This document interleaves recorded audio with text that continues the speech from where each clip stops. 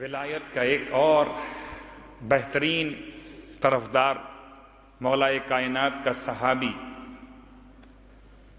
جس کی شان یہ ہے، میں نے کل بھی آپ کی خدمت میں بیان کیا تھا کہ ہم پہلے ترتیب کے ساتھ چل رہے ہیں جو عباس قمی نے بیان کیے، اور ان میں بھی ترتیب وہ ہے جو الفابیٹ کے اعتبار سے الف سے نام شروع ہوتے ہیں۔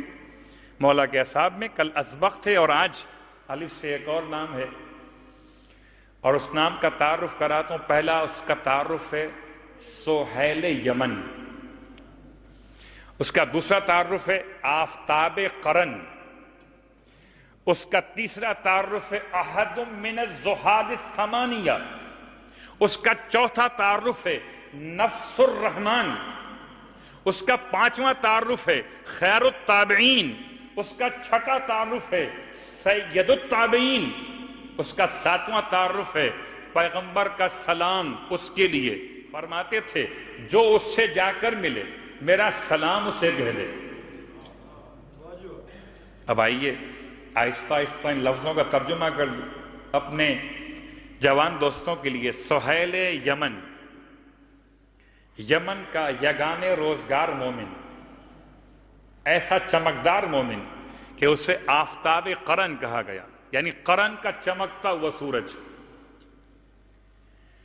8 زاہد گزرے ہیں، جن میں سے ایک جناب کمیل ہیں اور ایک جناب اویس ہیں جن کا ہم ذکر کر رہے ہیں۔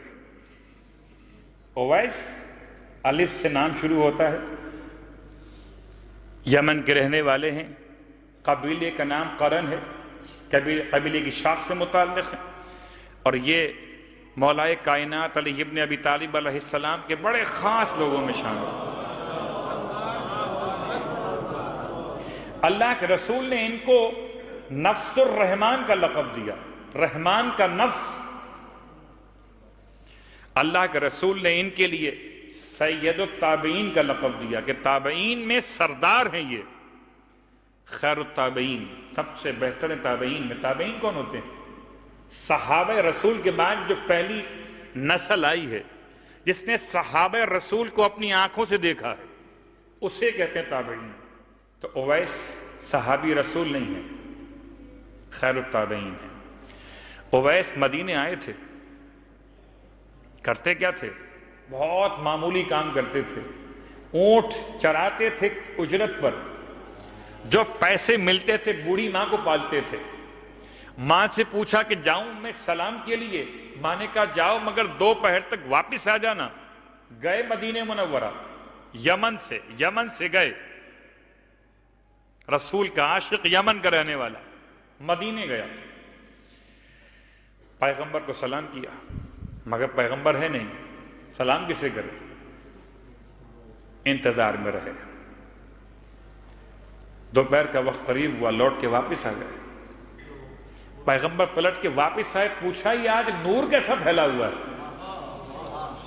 لوگوں نے کہا وہ آیا تھا اونٹ چرانے والا اویس کا، وہ جنت کی خوشبو یہاں چھوڑ گیا ہے۔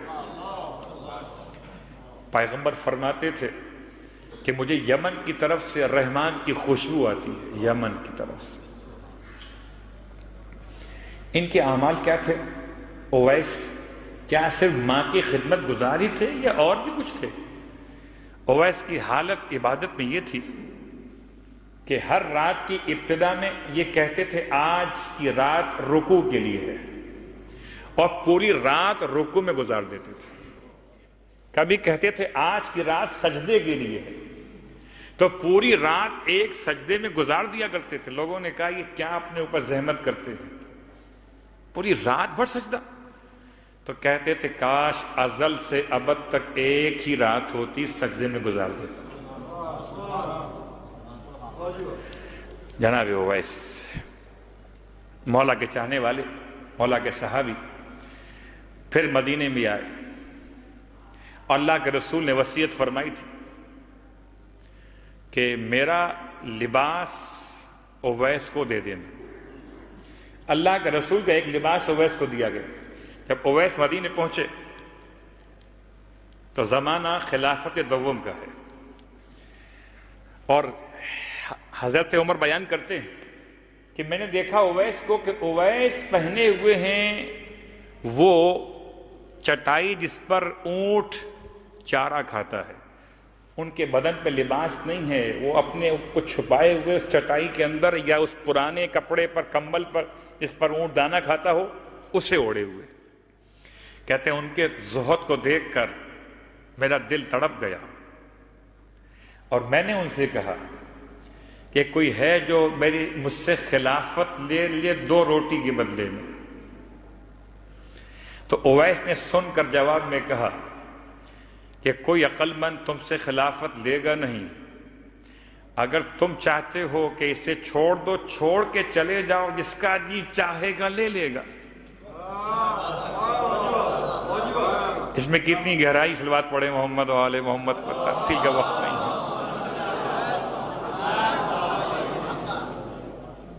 جس کی مرضی آئے گی لے لے، تم چھوڑ کے چلے جاؤ اسے۔ اس کے بعد اویس سے وہ کہتے ہیں آپ میرے حق میں دعا کیجئے۔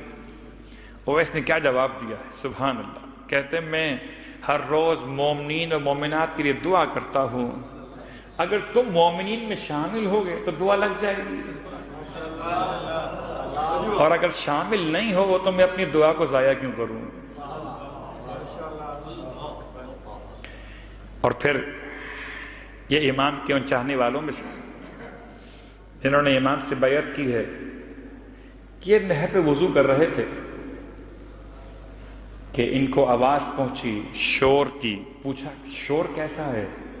کہا گیا صفین کے لیے علی ابن ابی طالب نکل رہے ہیں جنگ کے لیے، حاکم شام کا مقابلہ ہے۔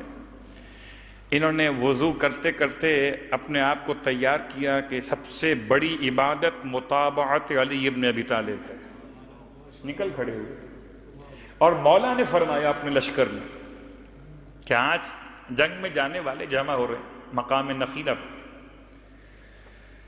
کہ آج 21 فوجیں ہوں گی اور ہر ایک فوج میں 1000 سپاہی ہوں گے۔ راوی کہتا ہے مجھے مولا کی بات سمجھ میں نہیں آئی، کون گنتی کرے گا؟ مولا نے ایک واک تھرو گیٹ لگوا دیا اس زمانے میں۔ کیا فرمایا مولا نے؟ 2 نیزے گاڑو اور ہر گھوڑا سوار ان 2 نیزوں کے درمیان سے گزرے گا 1 بائی 1 کر کے، تاکہ کاؤنٹنگ مکمل ہوگی۔ تو اس گیٹ سے ہر ایک گزرا اور گنتی ہوتی گئی۔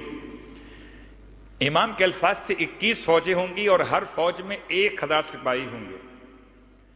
21 فوجیں ہوئیں مگر سپاہی بنے 20,999، ایک سپاہی کم ہے۔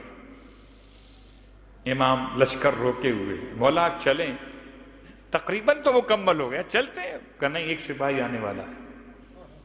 وہ سپاہی تھکا ہارا، ایک بہت کمزور نحیف، کون آیا؟ اویس۔